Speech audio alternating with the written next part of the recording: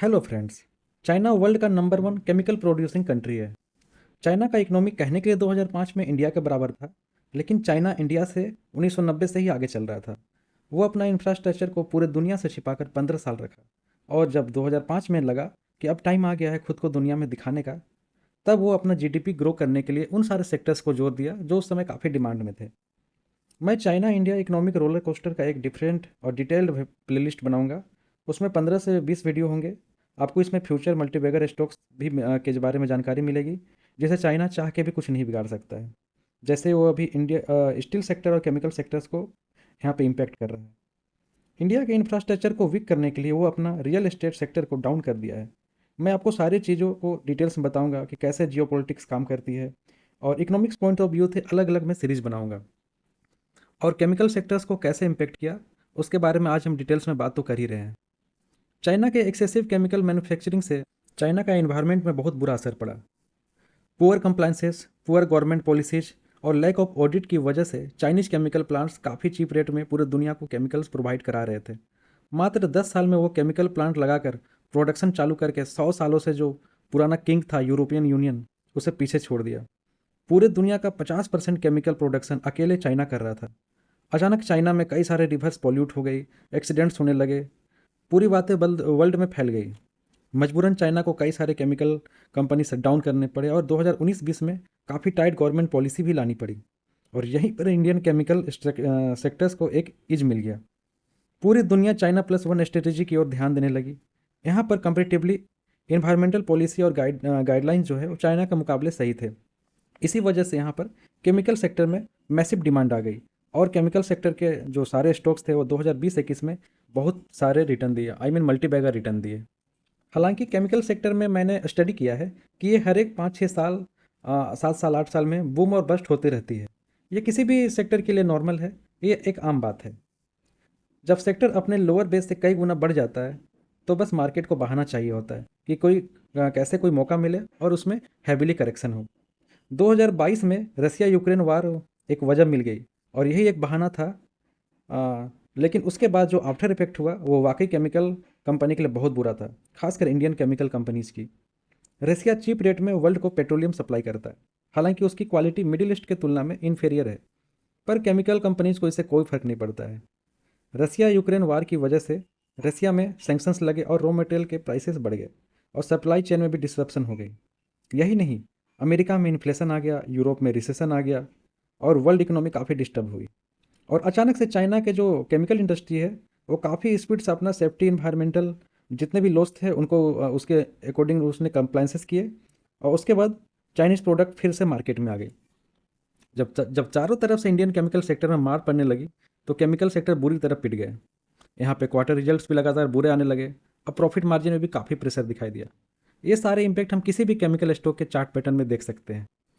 लेकिन यहाँ की केमिकल सेक्टर की खास बात यह है कि ये काफ़ी लो फाइनेंशियल लिवरेज में काम करती है, और यही एक वजह था कि इतने बुरे दौर में भी 90% जो कंपनी है वो सर्वाइव कर गई। और अब वर्ल्ड में इन्फ्लेशन कूल ऑफ हुई है, लेकिन इंडिया में इन्फ्लेशन अभी भी हायर लेवल पे है। आज आरबीआई की एमपीसी मीटिंग हुई, लेकिन रेपो रेट में कोई चेंजेस नहीं आई, जबकि पूरा कॉर्पोरेट रेपो रेट में कट जाती है। लेकिन मुझे लगता है कि इस बार जो विंटर में रबी फसल अच्छे से हो रही है, तो इस इन्फ्लेशन कूल ऑफ होगी, और फिर जो नेक्स्ट क्वार्टर है उसमें हमें मार्केट में तेज़ी देखने को मिल सकता है, और इसमें सबसे ज़्यादा बेनिफिट एफएमसीजी और केमिकल सेक्टर को हो सकती है। लेकिन पहले से इन्फ्लेशन था, रॉ मेटेरियल के प्राइसेस हाई थे, तो मार्केट में लो डिमांड की वजह से इनके जो इन्वेंट्री पाइलअप हो गई थी, इसे निकलने में काफ़ी टाइम लग गया। अब इंडिया में जो केमिकल कंपनी है वो डी स्टॉकिंग करने के बाद अब री स्टॉकिंग कर रही है। इसका मतलब अब प्रॉफिट मार्जिन में प्रेशर नहीं आएगा। साल 2022-23 में जो भी इंडियन केमिकल कंपनीज को सहना पड़ा, जो भी चैलेंजेस फेस करने पड़े, अभी उसमें टोटली डायनेमिक शिफ्ट हो गई है। जैसे कि चाइनीज़ प्रोडक्ट्स के दोबारा मार्केट्स में आने की वजह से इंडियन केमिकल कंपनी को लगा कि अब हमें कॉस्ट कटिंग में ध्यान देनी है और अपनी इफिशियंसी बढ़ानी है। दूसरा, यहाँ पर जो रिन्यूएबल एनर्जी से रिलेटेड जितने भी प्रोडक्ट्स हैं उसकी तरफ अभी केमिकल कंपनीज का ध्यान जा रहा है। जैसे कि अतुल इंडिया, जिसके बारे में आज हम चर्चा करेंगे, वो इपॉक्सी सिस्टम बना रहा है, इपॉक्सी सिस्टम जो विंड टर्बाइन का ब्लेड मैन्युफैक्चरिंग करती है। और यहाँ पे चूँकि 3 साइड से समुद्र से घिरा हुआ है, तो हमें यहाँ पे विंड एनर्जी हार्नेस करने के लिए इमेंस पोटेंशियल है। और ऐसे में अगर विंड टर्बाइन अगर हम लोग काफ़ी तेज़ी से लगाते हैं और उसका मटेरियल अगर अतुल इंडिया करती है, तो आने वाले टाइम पे जो इसके शेयर हैं वो मल्टीबैगर रिटर्न दे सकते हैं। तो खैर अब अभी हम केमिकल सेक्टर पे बात कर रहे हैं, स्टॉक पे अभी हम आए नहीं हैं। तो अब हम तीसरे पॉइंट में आते हैं। चाइना से बढ़ते डिपेंडेंसी और रॉ मटेरियल सप्लाई डिसरप्शन को देखते हुए कंपनीज को लगा कि अब हमें बैकवर्ड इंटीग्रेशन करना है। बैकवर्ड इंटीग्रेशन का मतलब होता है कि जो सप्लाई साइड है वो किसी वेंडर से नहीं लेके खुद ही उसे एक्वायर करना, और रॉ मटेरियल का जो फ्लक्चुएशन है उसको कम करना। और जो चौथा है, जो वर्ल्ड इकोनॉमिक रीजन है, वो है ट्रम्प का प्रेसिडेंट इलेक्शन जीतना, ट्रेड वार होना, और साथ ही चाइना में जो बढ़ता लेबर कॉस्ट है, इसके वजह से हमारी जो इंडियन केमिकल सेक्टर है उसमें बूस्टर डोज फिर से आ सकती है। जब सारी चीज़ें फेवर में आ रही थी तो मैंने अतुल इंडिया का फाइनेंशियल एनालिसिस किया और मुझे इसमें काफ़ी इंप्रूवमेंट देखने को मिली और मुझे लगा कि अतुल इंडिया में अपसाइड ग्रोथ पोटेंशियल काफ़ी है। तो आज हम अतुल इंडिया के बारे में fundamental trading point of view से स्टॉक को डिटेल्स में एनालिसिस करेंगे। उसमें सबसे पहले आता है बिजनेस एनालिसिस। तो मैंने शुरू में ही इंडियन केमिकल सेक्टर की डिटेल में चर्चा की कि किस तरह बुरे दौर से निकल कर अब अच्छे दौर में आ रहा है। तो आज हम अतुल इंडिया का ओवरव्यू देखते हैं, क्योंकि ये बहुत पुरानी कंपनी है, बहुत पुरानी बिजनेस हाउस लाल भाई ग्रुप की कंपनी है। ये एक ऐसा हीरा है जो अभी गोल्ड के दाम पे मिल रहा है। अतुल इंडिया के वैसे तो 900 से भी ज़्यादा प्रोडक्ट्स हैं और कई सारे सेगमेंट्स में हैं। अब इतने सारी चीज़ों के बारे में हम डिटेल्स में भी बात नहीं कर सकते हैं, लेकिन कंपनी की सबसे बड़ी खास बात यह है कि अभी एग्रेसिव वे में चलते हुए 2023 में 40 से ज़्यादा प्रोडक्ट्स लॉन्च किए, और ये सभी न्यू प्रोडक्ट्स हैं, मीन्स न्यू सेगमेंट में फ्यूचरिस्टिक प्रोडक्ट्स हैं। ये फ्यूचर डिमांडिंग केमिकल प्रोडक्ट्स के लिए तेजी से एक्सपांसन कर रही है। जैसे 2022 से 25 के बीच में इनका एक प्रोजेक्ट था जिसमें इन्होंने 2000 करोड़ प्रोजेक्ट में लगाया, जिसे हम फिक्स एसेट और CWIP में देखेंगे। उसमें बेसिकली इन्होंने 3 पार्ट में काम किया है। पहला है क्लोरीन गैस। आने वाले टाइम पे वाटर पॉल्यूट हो रही है और वाटर ट्रीटमेंट में इमेंस क्लोरीन गैस की यूज होती है। दूसरा है एसी। एसी में भी जो गैस होती है उसमें भी इसका डिमांड बढ़ सकता है। दूसरा है इपॉक्सी सिस्टम, जिसमें वो फ्यूचर में जो रिन्यूएबल एनर्जी के लिए जो विंड टर्बाइन होगी उसकी ब्लेड होगी, उसके लिए तेज़ी से काम कर रही है। और तीसरा है टेक्सटाइल केमिकल कंपोनेंट। इसमें इतनी तेज़ी से काम कर रही है कि वो इंडिया में टॉप 3 में आना चाहती है, सिर्फ और सिर्फ 3 से 4 साल के बीच में। लेकिन अतुल अतुल बेसिकली 2 इंडस्ट्री में काम करती है। पहला है लाइफ साइंस, जिससे इसे 30% की रेवेन्यू आती है, और दूसरा है परफॉर्मेंस केमिकल, जिससे 70% की रेवेन्यू आती है। मैं इसमें इन डेप्थ में नहीं जाऊंगा कि इसके अंदर और कौन कौन सी सब सेगमेंट है और किससे क्या आती है, कौन से प्रोडक्ट है, क्योंकि वीडियो फिर काफ़ी लंबी और बोरिंग हो जाएगी। तो अब हम इसके जोग्राफिकल प्रेजेंस की बात करते हैं। तो ये टोटल एशिया में 73% है और अकेले इंडिया में 50% है। इसका मतलब डोमेस्टिक कंजम्पशन ज़्यादा है, और नॉर्थ अमेरिका से 13% आती है। चूँकि वहाँ इन्फ्लेशन कम है तो वहाँ भी अब इसके प्रोडक्ट एक्सपोर्ट होने के चांसेस बढ़ गए हैं। अतुल इंडिया की खास बात यह है कि इसके प्रोडक्ट्स इतने डाइवर्सिफाइड है, इतने अलग अलग सेक्टर में है कि मार्केट साइकिल कुछ भी हो तो इसके रेवेन्यू में ज़्यादा इंपैक्ट नहीं आता है। सिर्फ 2022-23 को देखा जाए, इससे पहले इसके जो भी शेयर है वो इतने बुरे नहीं पिटे। इसका मतलब यह है कि इसके प्रोडक्ट मैट्रिक्स है वो काफ़ी लाजवाब है। तो हमने देखा कि बिजनेस में काफ़ी दम है और काफ़ी सस्टेनेबल वे में अलग अलग न्यू फील्ड में खुद को एक्सपैंड कर रही है और एम्पावर कर रही है। तो अब हम फाइनेंशियल एनालिसिस की तरफ चलते हैं।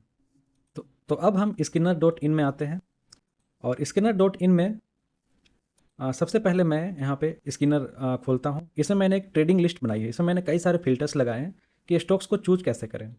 तो इसमें जो है मैंने क्वार्टरली रिजल्ट्स के पॉइंट ऑफ व्यू से ज़्यादा इसमें फोकस किया है। तो पहले हम इसमें मार्केट कैप में आते हैं, और मार्केट कैप में हम इसको देखते हैं। इसका मार्केट कैप में हम यहाँ देखते हैं तो यहाँ अतुल 38 नंबर पे आती है।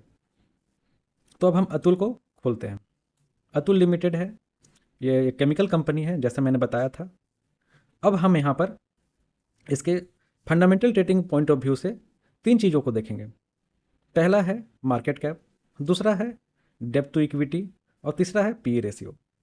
तो सबसे पहले हम मार्केट कैप देखते हैं। मार्केट कैप मॉडरेट है, ये मिड कैप कंपनी है, और ये काफ़ी छोटी कंपनी थी और काफ़ी जल्दी काफ़ी तेज़ी से इसने ग्रो किया है। तो अब हम इसके प्रोमोटर होल्डिंग की बात करते हैं जो 45% है, मीन्स 55% जो शेयर है वो फ्री फ्लोटिंग है। दूसरा आता है स्टॉक पी। तो जो इसका स्टॉक पी है वो 57 है, जो इंडस्ट्रियल पी से ज़्यादा है। लेकिन यहाँ पर ज़्यादा है तो इसका मतलब नहीं कि कंपनी ओवर वैल्यूड है। जैसे जैसे इसके फ्यूचर में इसके जो भी CWIP है वो फिक्स एसेट में बदलेगी, और जब इसकी रेवेन्यू बढ़ेगी तो ये जो स्टॉक पी है वो फॉरवर्डेड 30-32 पी में आ जाएगी। और कोई भी ग्रोइंग कंपनी के लिए 30 का पी कम होता है। लेकिन यहाँ जो 57 है वो 8% है, जबकि अभी चीज़ें बहुत सारी सही नहीं, अभी तो वो सुधार हो रही है। ये तो 70-80 की पी में था और जो धीरे धीरे अभी कम हो रहा है। तो स्टॉक पी रिलेटिव होती है, इसे हम अब्सोल्यूट टर्म में नहीं देख सकते कि ज़्यादा है तो गलत है, कम है तो सही है।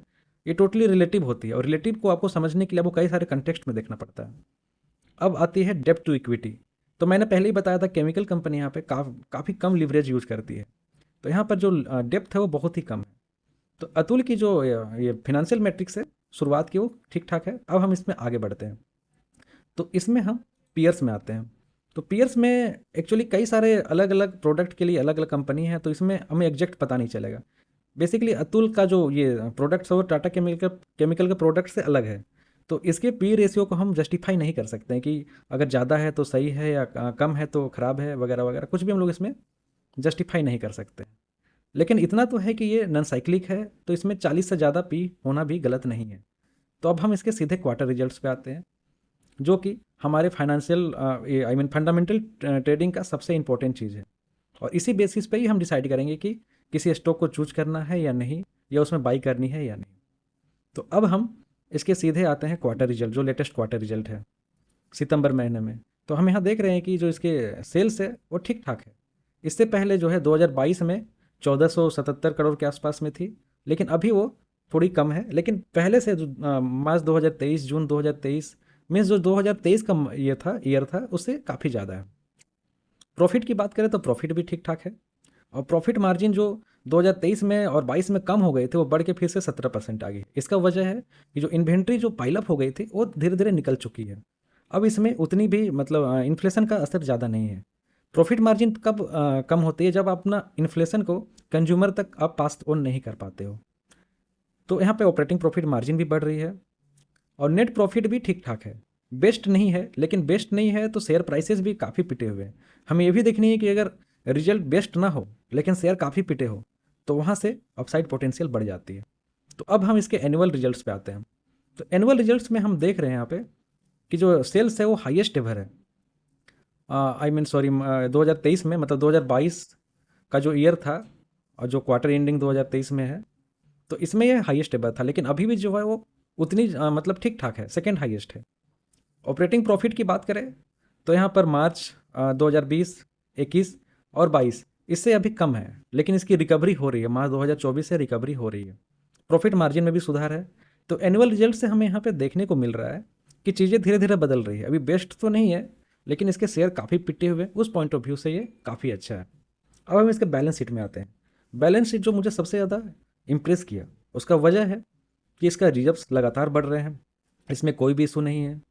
कंपनी डिविडेंड भी देती है, लेकिन इतना नहीं देती कि इसके रिजर्व्स खाली हो जाए। बोरोइंग की बात करें तो बोरोइंग अभी यहाँ पर ठीक ठाक है। ये अपना ही जो प्रॉफिट होती है उसी से ये री इन्वेस्ट करते हैं, ज़्यादा बोरो नहीं करते हैं। और यही एक वजह है कि बुरे टाइम पे भी ये सब कंपनी अच्छे से सर्वाइव कर जाती है। अब हम सबसे इंपॉर्टेंट पार्ट में आते हैं बैलेंस शीट का, वो है फिक्स एसेट। तो ध्यान देने की बात है कि मार्च 2022 के बाद से मार्च 2023 के बाद से अचानक से इसमें काफ़ी तेज़ी से ग्रोथ हुआ है। इसका मतलब ये है कि जो 2022 में 2000 करोड़ का इनका प्रोजेक्ट था 3 फील्ड में, वो धीरे धीरे अब वो फिक्स एसेट में बदल रही है CWIP से। तो अभी भी CWIP अभी भी कम है, लेकिन जो फिक्स एसेट है वो बढ़ गई है। इसका मतलब ये है कि जब फिक्स एसेट अब जब रन करेगी, प्लांट रन करेगी, तो जो रेवेन्यू है वो धीरे धीरे ग्रो करेगा, और जब रेवेन्यू ग्रो करेगा तो प्रॉफिट भी बढ़ेगी, और प्रॉफिट बढ़ेगी तो फिर से पी रेशियो कम होगा, और फिर हमें ये अंडर वैल्यूड लगेगा। तो हमें यहाँ पर फिक्स एसेट और CWIP से समझना है कि फ्यूचर में जब रिजल्ट्स अच्छे आएंगे तो इसका शेयर प्राइस भी बढ़ेगा, और अगर हम अभी खरीद के रख लेते हैं तो ये जो प्राइस गैप होगा वही हमारा रिटर्न होगा।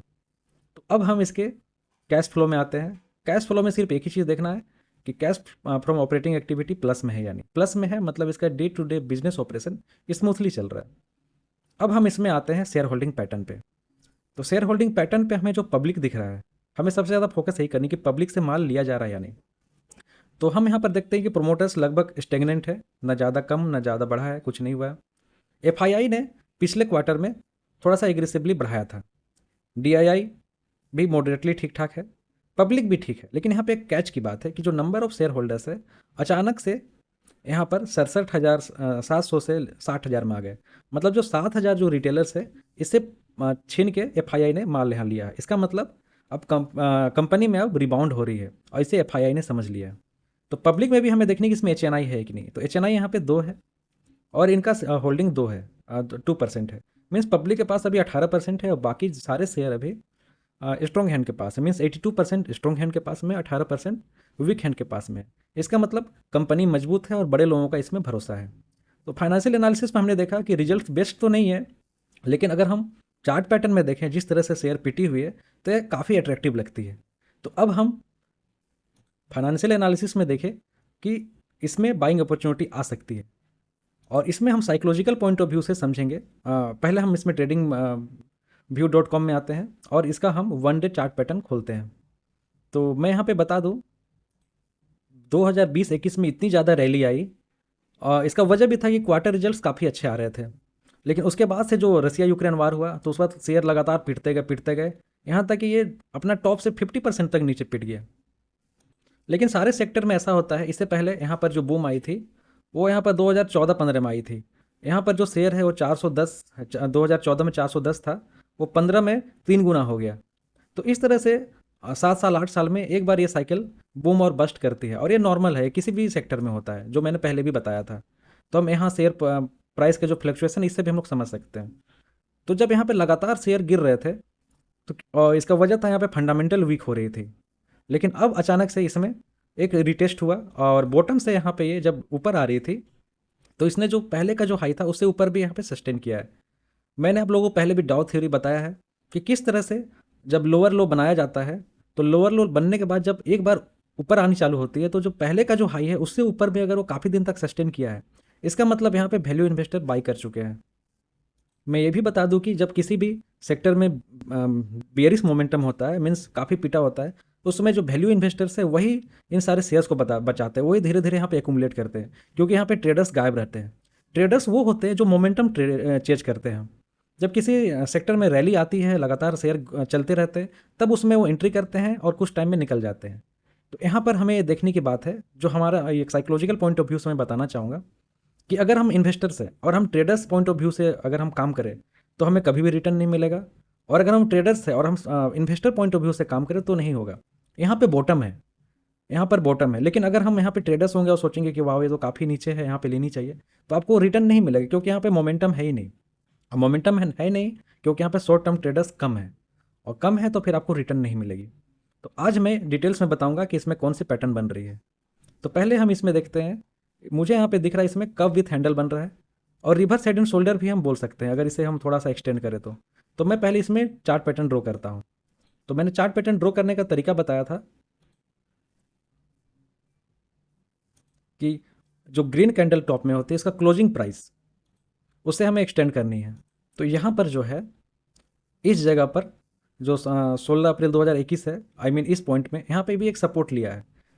इस जगह पे 2023 में सपोर्ट तो नहीं लिया है, लेकिन यहाँ से जो है सितंबर से यहाँ पे सपोर्ट लेके फिर से यहाँ पे एक यहाँ पर ब्रेकआउट हुआ है। और हमें एक चीज़ ध्यान देनी है, जब भी ब्रेकआउट होती है किसी शेयर में और वो भी गैप अप होके, तो वो कभी भी सक्सेसफुल, आई मीन बहुत कम टाइम के लिए सक्सेसफुल होती है, क्योंकि जो गैप है ये अक्सर फिल कर लिया जाता है, और यहाँ पे जो है वीक हैंड को निकालने के लिए सब किया जाता है। तो अब यहाँ पर हम कव विथ हैंडल है, तो अब इसका हम चार्ट ड्रॉ करते हैं।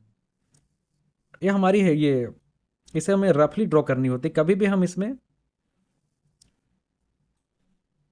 ट्रेडिंग व्यू ऐप का टूल को यूज नहीं करना है, और हमें ये ध्यान देनी है कि जो भी लाइन ड्रॉ हो वो मैक्सिमम जो जो ये एक जेन्युइनली यहाँ पे दिखे। ऐसा ना हो कि हम सारे जो ये कैंडल है उसको हम मैच करें, तो ये बहुत ही एबनॉर्मल दिखेगा, और हमें ऐसी नहीं करनी है।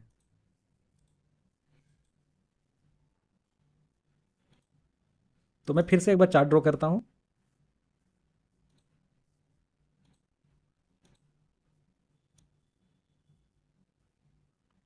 तो ये रहा कप, और यहाँ पे हैंडल है। तो हैंडल आजकल जो पैटर्न बनता है उसमें डायरेक्टली नीचे नहीं आता है, वो पहले ऊपर जाता है, थोड़ा सा ऊपर में सर्वाइव करता है, फिर उसके बाद धीरे धीरे नीचे आता है। तो हम यहाँ पर इस तरह से रफली कर सकते हैं। इससे पहले मैंने एफएल इंडिया का चार्ट पैटर्न ड्रॉ किया था, उसमें भी सेम इसी तरह का हुआ था। तो अब हम इसमें टारगेट प्राइस निकालते हैं। तो जो टारगेट प्राइस होगी, जो इसका बॉटम है, सेम इस गैप को हम ऊपर लेते हैं। इसके बारे में मैंने डिटेल्स में वीडियो बनाया कि ऐसा हम क्यों करते हैं। मेरा मास्टेक एक अच्छा वीडियो है, काफ़ी डिटेल्ड वीडियो है, आप उसमें जाके देख सकते हैं कि हम लोग ऐसा क्यों करते हैं। अगर मैं अभी बताऊं तो ये वीडियो काफ़ी लंबी हो जाएगी। तो यहाँ पर जो अपसाइड पोटेंशियल मुझे दिख रहा है वो लगभग 23% का दिख रहा है। लेकिन मैं यहाँ पर साफ साफ बता दूँ कि ट्रेडर्स बहुत तरह के होते हैं। अगर आप काफ़ी शॉर्ट टर्म ट्रेडर्स हैं तो आपको इसमें इंटरेस्ट नहीं आया, क्यों? क्योंकि इसमें शॉर्ट टर्म ट्रेडर्स ज़्यादा घुसे नहीं, इसका फंडामेंटल मजबूत हो रहा है। लेकिन काफ़ी तेज़ी तभी आती है जब शॉर्ट टर्म ट्रेडर्स ज़्यादा इंटर करते हैं। तो अभी केमिकल सेक्टर में अभी लोगों का सेंटिमेंट बेयरिश है, तो इसमें अभी चांसेस अभी नहीं है कि काफ़ी तेज़ी से ग्रो करे। लेकिन इसमें ये है कि अगर आप इसमें 1 साल का टाइम देंगे तो आपको ये टारगेट अचीव हो सकती है। तो जिन लोगों के पास पेशेंस है वही इस सब स्टॉक को देख सकते हैं। लेकिन मैं यहाँ पे एक डिस्क्लेमर देना चाहता हूँ कि इस शेयर में मैंने जितने भी यहाँ पे डिटेल्स में बात की, इसमें मेरा कोई भी बाई या सेल की रिकमेंडेशन नहीं है। अगर प्रॉफिट होती है तो भी आपकी होगी और लॉस होती है तो भी वो आपकी होगी। ये सिर्फ और सिर्फ एजुकेशनल पर्पज़ के लिए वीडियो मैं बना रहा हूँ। यहाँ पे मैं एक चीज़ और बता दूँ कि यहाँ पर जो सपोर्ट लिया 2021 में, ये बताता है कि इस जो पोजीशन है ये काफ़ी सपोर्ट जोन में है, क्योंकि ये जो गिरावट हुई थी यहाँ पर वो एफआईआई के लगातार हेवी सेल ऑफ के कारण हुई थी। और यहाँ पर जो है धीरे धीरे यहाँ पर एकुमुलेट हो रहा है। तो मुझे लगता है कि अगर ये 1 साल में भी रिटर्न आए तो काफ़ी अच्छा है। Thank you.